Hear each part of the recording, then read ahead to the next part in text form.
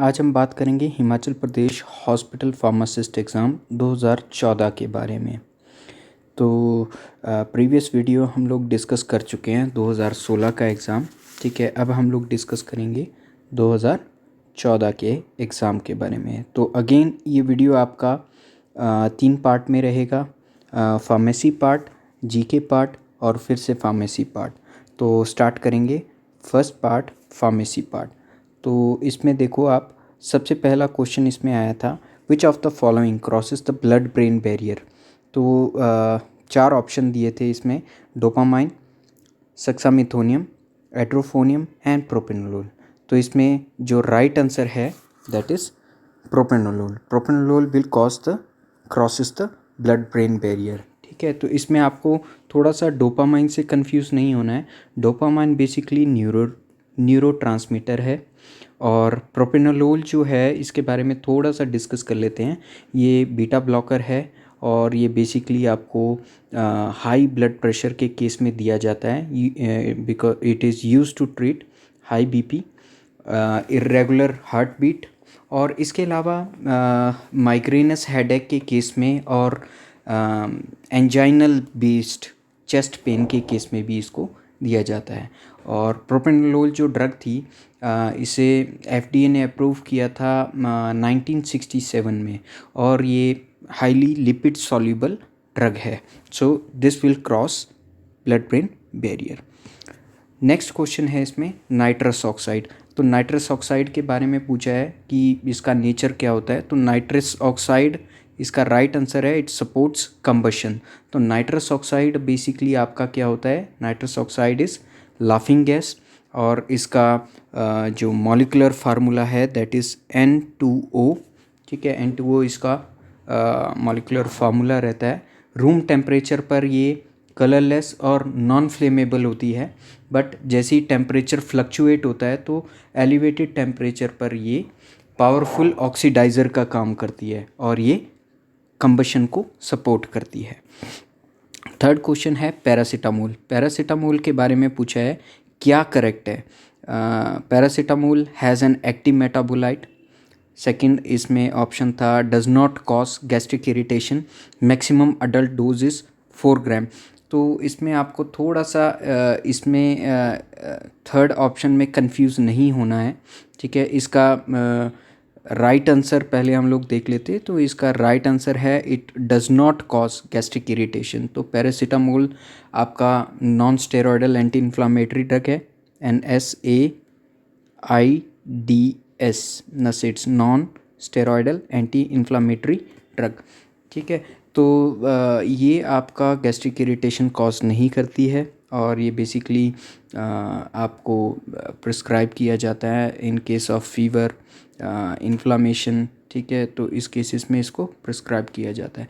Maximum adult dose जो है paracetamol की 4 ग्राम होती है, बट इसमें ये मेंशन नहीं किया है कि 4 ग्राम कितना, मतलब 4 ग्राम पर डे। तो एक दिन में 4 ग्राम मैक्सिमम अडल्ट डोज है, और एज इट इज़ पर डोज की अगर हम लोग बात करें तो 1 ग्राम।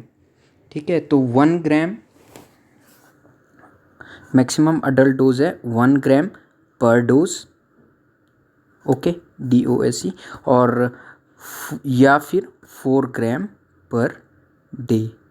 ठीक है, तो इसमें ये चीज़ नहीं बताया है, तो इसलिए it does this will be the right answer. आप इसमें कंफ्यूज हो सकते हैं कि मैक्सिमम अडल्ट डोज 4 ग्राम है, तो आपको ये थोड़ा सा ध्यान रखना है। नेक्स्ट क्वेश्चन है इसमें, theophylline level increases with one of the following, smoking, cimetidine, phenytoin, gentamicin. तो जो आपका थियोफिन लेवल है बेसिकली वो इंक्रीज़ होते हैं आप किस सिमेटिडिन ड्रग की वजह से। तो सिमेटिडिन ड्रग आपका बेसिकली क्या है, ये आपका हिस्टामाइन रिसेप्टर ब्लॉकर है, H2 ब्लॉकर भी बोलते हैं इसको, और ये basically heart burn, peptic ulcer, इन केसेस में प्रिस्क्राइब किया जाता है। ठीक है, तो हाईली इसका ड्रग इंटरेक्शन की वजह से सिमेटिडिन को कम प्रेफर किया जाता है और बेस्ट इसमें रहता है रेनिटिडिन। तो रेनिटिडिन को मोस्टली प्रेफर किया जाता है, सिमेटिडिन को कम प्रिस्क्राइब किया जाता है। तो और जो थियोफाइलिन है, थियोफाइलिन बेसिकली आपका जो ड्रग है वो अस्थमा, सीओपीडी, ब्रोंकोस्पाज्म इस केस को इन केसेस को ट्रीट करने के लिए दिया जाता है। नेक्स्ट इसमें आंसर है, नेक्स्ट इसमें क्वेश्चन है which of the following decreases the gastric pH. ठीक है, इसमें ऑप्शंस हैं ओमेप्राजोल, कैल्शियम सॉल्ट्स, फेमोटिडीन, मीज़ोप्रोस्टोल। तो आपको यहाँ पर कंफ्यूज नहीं होना है ओमेप्राजोल और फेमोटिडीन से, बिकॉज ये आपके पीएच को ब्लॉक करती है, पीएच के सिक्रीशंस को ब्लॉक करने के लिए रिस्पॉन्सिबल होती है। कैल्शियम आयंस बेसिकली आपका क्या करेगा, ये आपके गैस्ट्रिक पीएच को डिक्रीज़ करेगा। डिक्रीज़ मतलब ये स्लाइटली एसिडिक की तरफ को लेकर के जाएगा। तो calcium salts is right answer. Next question है phenyl butazone drug. Phenyl butazone drug जो है आपका ये आपका इंक्रीज करता है वारफेरिन प्लाज्मा कंसंट्रेशन को। तो बेसिकली ड्रग इंटरेक्शन की बात कर रहे हैं इसमें। ठीक है, तो ये आपको याद रखना है। द ड्रग कैफीन, कैफीन के बारे में पूछा है तो कैफीन आपका क्या करता है, वेजो कंस्ट्रिक्शन करता है। It causes cerebral vasoconstriction. और जो कैफीन है वो कॉमनली आपका यूज़ होता है एज अ न्यूरोस्टिमुलेंट, और ये सेरिब्रल वेजो कंस्ट्रिक्शन भी करता है। और ये सेरिब्रल वेजो कंस्ट्रिक्शन करता है by blocking adenosine receptors. Next इसमें 8th क्वेश्चंस रहा था। Powder digitalis is dried at a temperature. तो आपको ये याद रखना है, temperature should not exceed more than 60 degree Celsius. ठीक है, तो 60 डिग्री सेल्सियस से ज़्यादा अगर राइज करता है टेम्परेचर तो उसमें एक्टिव कॉन्स्टिट्यूएंट्स डिस्ट्रॉय होने के चांसेस ज़्यादा रहते हैं। नेक्स्ट क्वेश्चन है which of the following is most serious and dose limiting adverse effect of morphine. तो मॉर्फिन के साइड इफ़ेक्ट के बारे में पूछ रहे हैं। तो ऑप्शंस इसमें देख लेते हैं। Extreme sedation, increased intracranial pressure, decreased respiration और डिक्रीज्ड मायोकार्डियल एक्टिविटी। तो मॉर्फिन है, मॉर्फिन आपका ओपियोइड एनाल्जेसिक है तो सिडेशन तो करेगा ही। ठीक है, तो ये आपको याद रखना है। और जो मॉर्फिन है वो आपका सीवियर पेन को ट्रीट करने के लिए दिया जाता है। तो इसमें आपका जो राइट ऑप्शन रहेगा वो रहेगा decreased respiration. Which of the following ergot alkaloid is water soluble and shows blue fluorescence.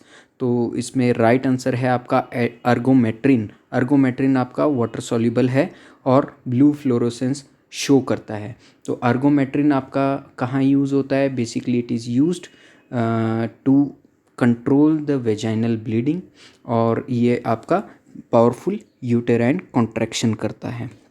Haloperidol is a major tranquilliser, it belongs to a class of. तो हेलोपेरिडोल आपका ब्यूटारफिनोन से की क्लास से belong करता है। और हेलोपेरिडोल बेसिकली स्किज़ोफ्रेनिया या mood disorders में प्रेफर किया जाता है। नेक्स्ट क्वेश्चन है इसमें all the statements mentioned below about chloral hydrate is true except. तो सारी स्टेटमेंट्स इसमें इनमें 4 ऑप्शन है, 4 में से 3 करेक्ट है और 1 गलत है। तो it produces hypnosis, produces analgesia, produces dependence, produces gastric irritation, irritant gastric mucosa. तो राइट आंसर इसमें क्या है, प्रोड्यूसेस एनाल्जेसिया। तो क्लोरल हाइड्रेट आपका एनाल्जेसिया प्रोड्यूस नहीं करता है। नेक्स्ट क्वेश्चन है इसमें इन शुगर कोटिंग टेबलेट सब कोटिंग इज डन। तो ये लास्ट ईयर भी मतलब 2016 वाले क्वेश्चन पेपर में भी ये क्वेश्चन रहा था। तो शुगर कोटिंग आपका जो है, मैंने आपको उसमें बताया था कि 4 तरह से कोटिंग रहता है। ठीक है, 4 स्टेप में कोटिंग रहता है। तो पहला स्टेप आपका क्या रहता है, सीलिंग, सीलिंग के बाद सब कोटिंग, सब कोटिंग के बाद सिरपिंग एंड देन पॉलिशिंग। ठीक है, तो आपका बेसिकली जो सब कोटिंग है वो किस लिए करते हैं हम लोग? To round the edge and to build up the tablet size. Next इसमें क्वेश्चन है, by addition of which of the following the shells of soft gelatin capsules may be made elastic. तो ये आपको याद रखना है, सॉर्बिटॉल और glycerol, these are responsible for the softening of the capsule shell. तो बेसिकली सॉर्बिटॉल और जो आपका ग्लिसरीन है या ग्लिसरॉल है, ये आपका यूज़ होता है सॉफ्ट जिलेटिन कैप्सूल्स को बनाने के लिए। Drug retail sale licences are issued by. तो ड्रग रिटेल सेल लाइसेंसेस आपका कौन इशू करता है? Drug controller authorities of the state.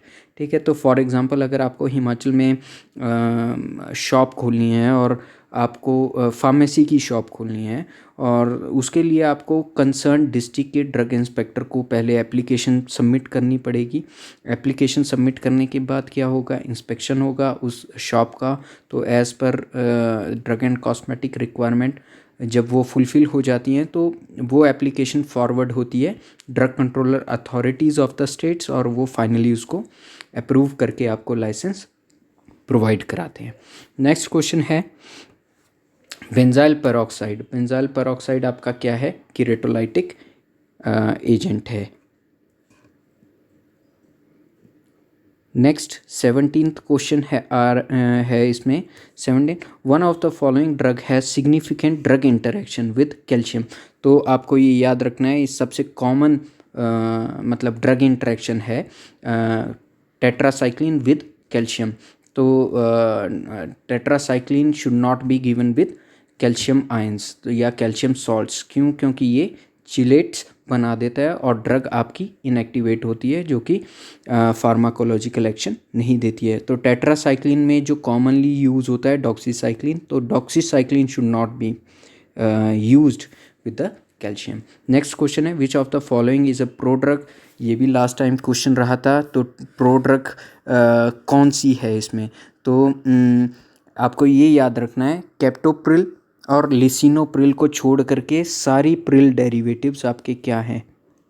Prodrugs है, एक्सेप्ट कैप्टोप्रिल एंड लिसिनोप्रिल। तो कैप्टोप्रिल आपका नहीं है, एनेलाप्रिल इसमें ऑप्शन में है, तो enalapril is your prodrug. Next question है, केमिकली कोकेन कोकेन का क्या नेचर है? Chemically it is a methyl benzoyl ecgonine. Chemically cocaine क्या है? कोकेन बेसिकली आपका मिथाइल बेंजोइल एक्गोनिन है। और कोकेन क्या है आपका?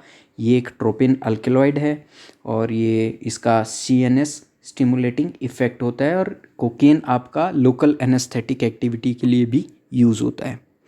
नेक्स्ट क्वेश्चन आ गया आपका, ibuprofen belongs to a schedule. Ibuprofen basically आपकी क्या है? प्रिस्क्रिप्शन ड्रग है। तो प्रिस्क्रिप्शन ड्रग्स आपकी किस में आती है? शेड्यूल H में आती है। और शेड्यूल H बेसिकली क्या है? शेड्यूल H है the drug to be sold by retail on the prescription of registered medical practitioner only. ठीक है, तो इसमें फार्मासिस्ट दवाई शेड्यूल H वाली मेडिसिन तभी दे सकता है जब रजिस्टर्ड मेडिकल प्रैक्टिशनर की प्रिस्क्रिप्शन में वो ड्रग मेंशन होगी या लिखी होगी। ठीक है, इसमें आपको एक बात और याद रखनी है कि आप बीइंग अ फार्मासिस्ट और जो डिस्पेंसिंग में इन्वॉल्व होते हैं या डिस्पेंसिंग करते हैं फार्मासिस्ट, उनको कैसे पता चलेगा there are number of medicines कि भाई कौन सी मेडिसिन शेड्यूल H में है नहीं है। तो सिंपली आपने क्या करना है, आपने स्ट्रिप के बैक साइड में देखना है, रेड लाइन इंडिकेट करेगी the drug is under schedule H, और वो ड्रग्स जिसको हम लोग बिना मेडिकल प्रैक्टिशनर की प्रिस्क्रिप्शन के नहीं दे सकते हैं। और शेड्यूल H में आपको एक और बात याद रखनी है, शेड्यूल H के बाद एक शेड्यूल H1 भी इंट्रोड्यूस हुआ है अभी recently. Drug and cosmetic act में अमेंडमेंट हुई है, और ये ड्रग एंड कॉस्मेटिक एक्ट में अमेंडमेंट हुई 2013 में। और कितनी 2013 में? 30/8/2013 में अमेंडमेंट हुई। और इस अमेंडमेंट में क्या हुआ, बेसिकली शेड्यूल H1 में कुछ ड्रग्स इंक्लूड की, और शेड्यूल H1 में आपकी basically third and fourth generation antibiotics, कुछ एंटी टीबी ड्रग्स और कुछ हैबिट फॉर्मिंग ड्रग्स। तो टोटल नंबर ऑफ मेडिसिन्स कितनी इसमें इंक्लूड हुई, टोटल नंबर ऑफ मेडिसिन्स आपकी 46 नंबर ऑफ मेडिसिन्स इंक्लूड हुई। बस आपको इतना याद रखना है। और शेड्यूल H1 आपका क्या है शेड्यूल, ये बोलता है it is dangerous to take this preparation except in accordance with the medical advice. ये इसके शेड्यूल H1 ड्रग के लेवल की रिक्वायरमेंट है, ये इसमें इस लेवल में मेंशन होगा। और not to be sold by retail without the prescription of registered medical practitioner, जो कि शेड्यूल H में भी है। और इसका पर्पस क्या रहा था, इसका पर्पस बेसिकली जो एंटीबायोटिक का जो सेल था और जो वो कैसे हो रहा था, बाय OTC मेडिकेशन के तहत। OTC मतलब ओवर द काउंटर मेडिसिन, जो कि फार्मासिस्ट बिना प्रिस्क्रिप्शन के दे सकता है, उसको रिस्ट्रिक्ट करने के लिए। और जो कुछ डॉक्टर्स इरेशनल प्रिस्क्राइबिंग कर रहे थे एंटीबायोटिक्स का, और स्पेशली टीबी वाली मेडिसिन्स का, एंटी टीबी मेडिसिन्स, तो उनको रिस्ट्रिक्ट करने के लिए और साइकोट्रोपिक सब्सटेंसेस को रिस्ट्रिक्ट करने के लिए शेड्यूल H1 को इंक्लूड किया गया। नेक्स्ट, प्राइमो मैने, लैटिन टर्म से क्वेश्चन आया है। प्राइमो मैने means early in the morning. ठीक है, तो आपको लैटिन टर्म्स याद रखनी है, इसका भी हम बहुत जल्दी एक वीडियो लेकर के आएंगे लैटिन टर्म्स के बारे में। Which of the following properties is applicable to the suspension. तो सस्पेंशन का जो प्रॉपर्टी है, इसमें प्रॉपर्टी पूछ रहे हैं, तो ये आपको थोड़ा सा ध्यान में रखना है।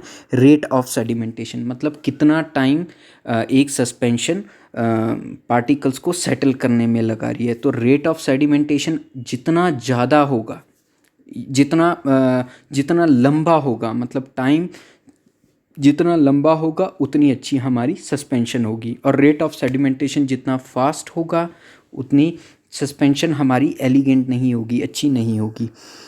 According to Noyes Whitney equation the factor that affects the dissolution is, तो फैक्टर इसमें आपको याद रखना है जो नॉइस विटनेस इक्वेशन के अकॉर्डिंगली है, दैट इज़ आपका सरफेस एरिया। तो ये आपको याद रखना है। HLB range of lipophilic surfactant is, तो लिपोफिलिक सर्फेक्टेंट आपके क्या होते हैं, लिपिड सॉल्यूबल सर्फेक्टेंट होते हैं। तो HLB जो स्केल है आपका, HLB स्केल इसको याद रखना है। HLB स्केल आपका किसने दिया था, HLB scale was prescribed bye Griffin. ठीक है, उन्होंने एक स्केल को डिफाइन किया, ग्रिफिन साइंटिस्ट थे। और फिर इसमें उन्होंने रेंज दिया वैल्यू 1 to 20। तो 1 क्या इंडिकेट करता था, सर्फेक्टेंट का नेचर, दैट इज़ लिपोफिलिक, और 20 आपका क्या इंडिकेट करता था, हाइड्रोफिलिक। और इसको डिफरेंट रेंजेस दिया गया, different ranges like 1 to 3 range, आप जस्ट इसको याद रख लो।